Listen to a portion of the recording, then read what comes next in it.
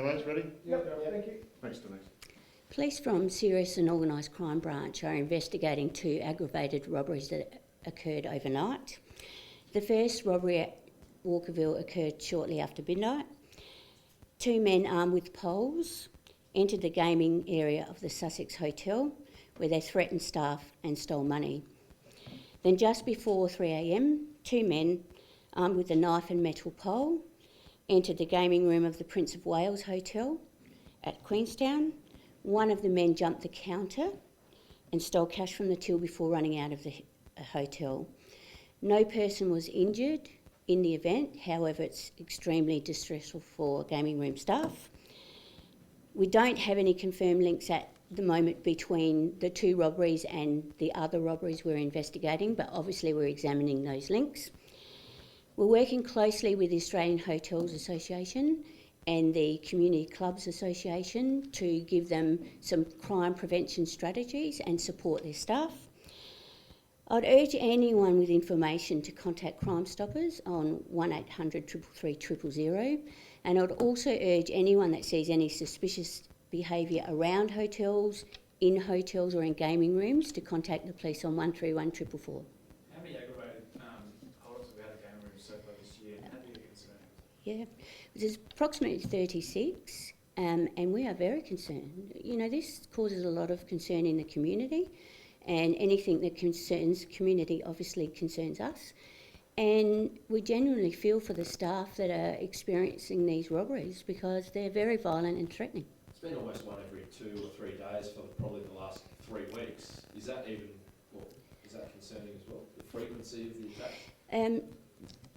These recent attacks, there was a period of a week where there wasn't any, but yeah, they are of concern, and we've got a number of detectives in other areas working with us to try and prevent these robberies and also arrest the offenders.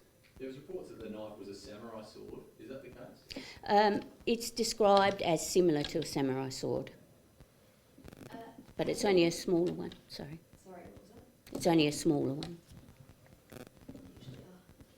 Is it linked at all to the carjacking at Elizabeth East Lane on that night? Not to our knowledge. Obviously, we're investigating offences. Not only do we investigate the robberies, but we investigate the offences in those areas that may be connected. Just the descriptions are very similar in those cases to the Queenstown one, so it's not, you're ruling out any links to... No, I'm not ruling out any links between anything. So we are examining each and every robbery and examining them against each other. Has there been any link to methamphetamine use in the 2 overnight incidents? Well, it's too early to know because we haven't found the offenders yet.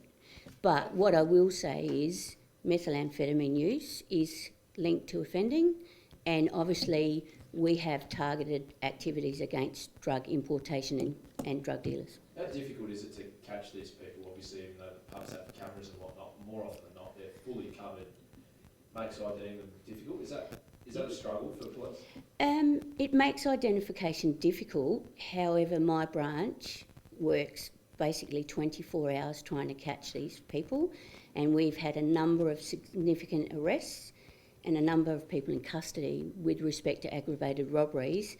And yes, they are masked a lot of times, and sometimes there's no forensic evidence, but generally there is somebody in the public that knows who these offenders are, and we have had really good cooperation from the community, but anything, please contact Crime Stoppers. Are we now looking at a group or a gang involved in targeting gaming rooms?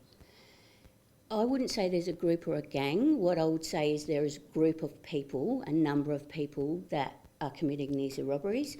Some may be linked, and like I said, we're examining those links, but we won't stop until we resolve them. How much cash did they make off with? I don't want to really comment on cash because that provides an incentive for people to do this.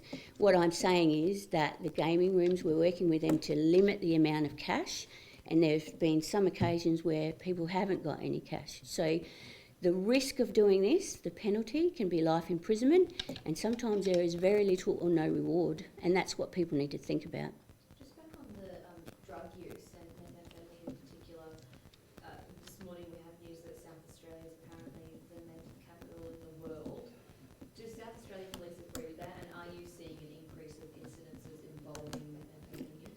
I'm not here to comment on those reports. What I will say is quite often drugs are linked to offending and to desperation by offenders, but that's no excuse for committing these offences.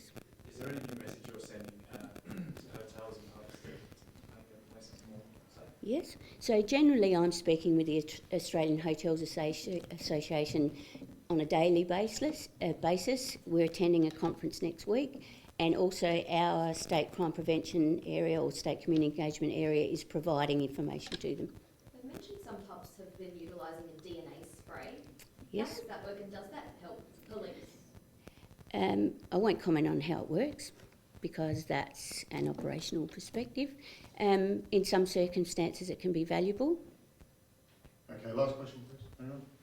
Thank you. Thanks, Denise. Thank you. Thank you.